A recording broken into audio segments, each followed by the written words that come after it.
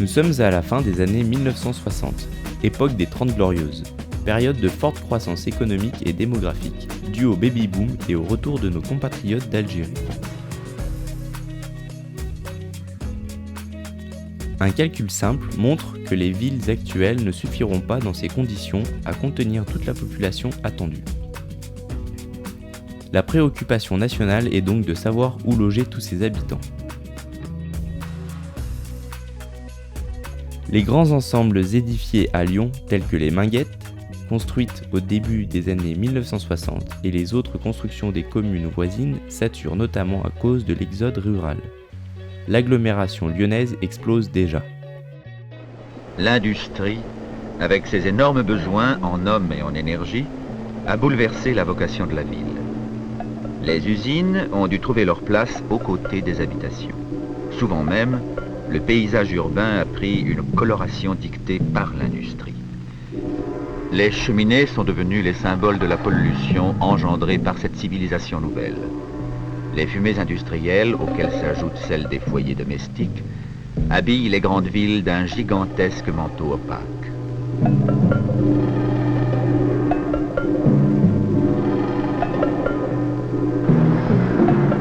Aux rues paisibles ont succédé les autoroutes urbaines.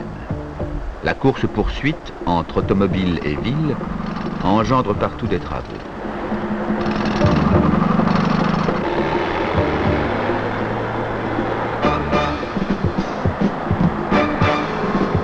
Les arbres eux-mêmes ne résistent pas à la frénésie collective engendrée par une soif insatiable de déplacement.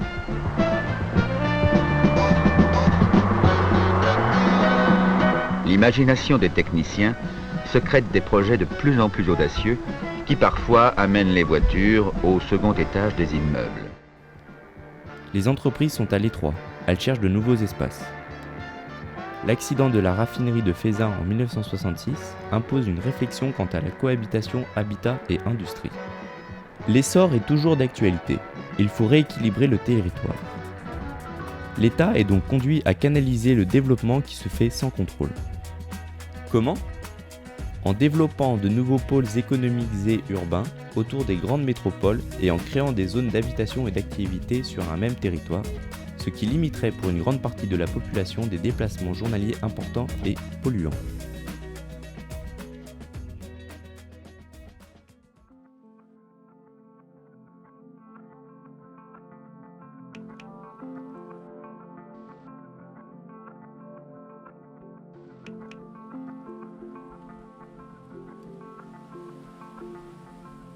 L'État, en la personne du général de Gaulle, confie le sujet au ministère de l'Équipement sous la houlette de M. Delouvrier. L'aménagement des aires métropolitaines, comme celle de Lyon-Saint-Étienne, commence. Toutefois, Lyon ne peut s'étendre vers l'ouest pour des raisons de pression foncière et topographique. Il faut donc trouver un autre territoire.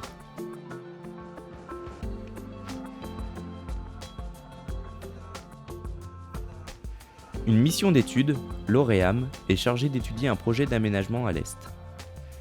En 1970, le CIAT, Comité d'aménagement du territoire, approuve le schéma d'aménagement de la métropole Lyon-Saint-Étienne. Ce dernier met l'accent sur le renforcement des pôles urbains existants et sur le développement de l'Est lyonnais. Lyon exerce une attractivité importante au sein de la région Rhône-Alpes. L'île d'Abo est choisie comme point d'ancrage d'une cité nouvelle pour promouvoir un mode de vie nouveau. La mission d'étude porte sur 33 communes.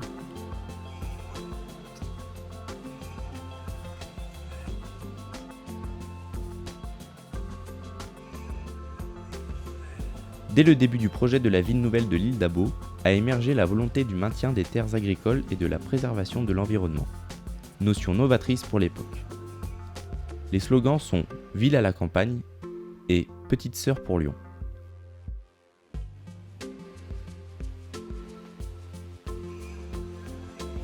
Le projet de création de la ville nouvelle à l'est de Lyon est conforté par une étude technique solide et fine.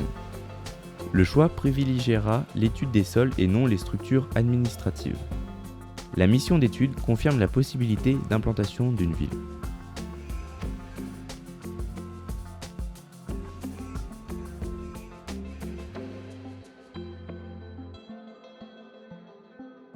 Créer une ville nouvelle commence par l'ancrage dans un lieu. C'est aussi composé avec un contexte politique, économique, qui, aux échelons nationaux et locaux, impulse ses impératifs et ses contradictions. Le projet est en quelque sorte un laboratoire précurseur de l'intercommunalité. Il ne tient pas compte des limites des départements et des contraintes communales. L'EPIDA, établissement public d'aménagement de l'île d'Abo, a en charge de succéder à la mission d'étude et va réaliser les premières implantations en accord avec l'organisme politique, le CIAVNA, constitué de représentants des communes. L'étude, qui dure 4 ans, propose 4 hypothèses pour l'aménagement de la ville nouvelle de l'île d'Abo. La ville des plateaux sud, l'emplacement le plus homogène en raison de son relief, mais le plus limité en termes d'extension urbanistique et démographique. La ville des trois plateaux, elle pourrait compter 170 000 habitants, mais trop étendue et de ce fait irréaliste économiquement. La ville du lac, projet abandonné faute de pouvoir acquérir la totalité des terres, projet déclaré non d'utilité publique. Il sera celui qui aura le plus fait rêver. Et pour cause, un plan d'eau avec ses plages, ses activités nautiques, ses habitations avec vue sur le lac, tout à fait raccord avec le profil de la société des loisirs des années 70. La ville polynucléaire, scénario le plus original, celui qui marie le mieux nature et urbanisation. Il sera choisi par les élus. La totalité du projet ne sera pas réalisée. Trop étendu, ce projet prévoyait l'accueil de 200 000 habitants pour les années 2000, chiffre non atteint à ce jour. Le choix final sera une ville éclatée autour de l'île d'Abo qui en sera le centre, avec une gare, un pôle médical, l'hôpital, un pôle universitaire et un pôle commercial, sans oublier diverses grandes administrations.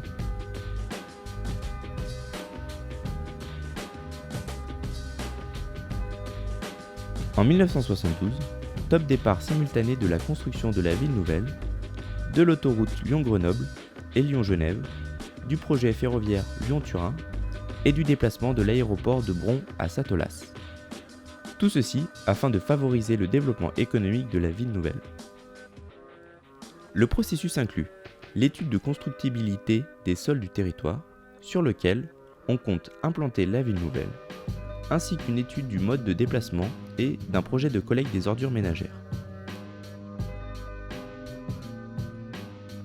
Le développement des axes de communication avec l'ouverture de l'autoroute Lyon-Bourgoin-Jallieu en 1973.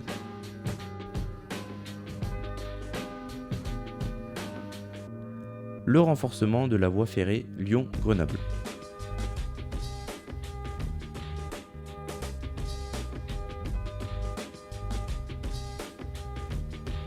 La création d'un nouvel aéroport Lyon-Satolas qui sera inauguré en 1975.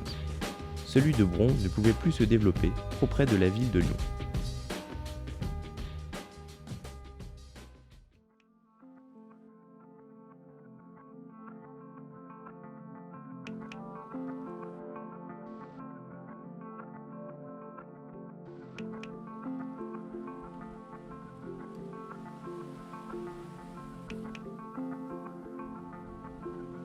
Un pilotage à deux têtes se met en place, avec un soutien substantiel de l'État. 2 structures administratives sont créées en 1972.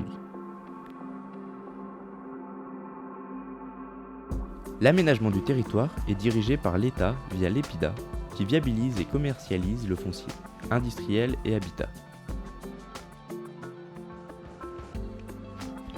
Une structure de coopération intercommunale, le SCANIDA, syndicat communautaire d'aménagement, regroupe les élus de 21 communes en 1972.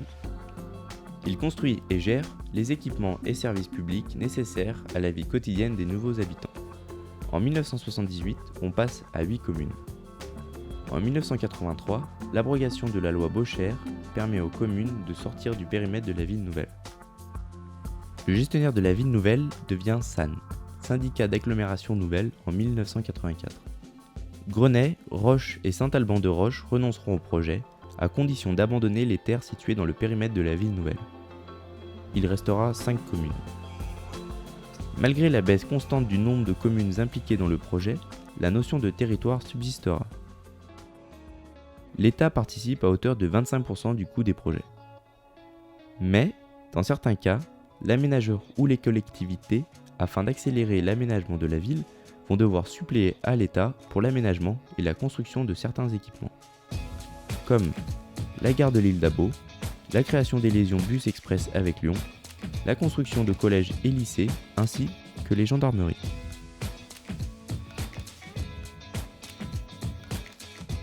En septembre 1974, on recense 170 ménages dans le premier quartier de la ville nouvelle Les Roches à Villefontaine.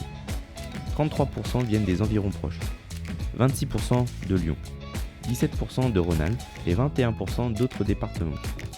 Moins de 4% d'adolescents et 1% de personnes âgées. Au 31 décembre 1974, Les Roches compte 1347 habitants, dont 562 enfants.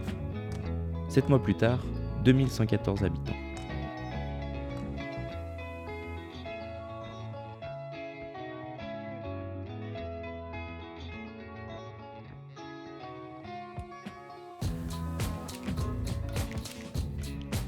La ville nouvelle est lancée. Elle est l'héritage de ce qu'est aujourd'hui la Capitale. Un territoire en perpétuel mouvement, en perpétuelle évolution tant sur le plan économique que des infrastructures et de l'habitat. Tout ceci en préservant l'environnement.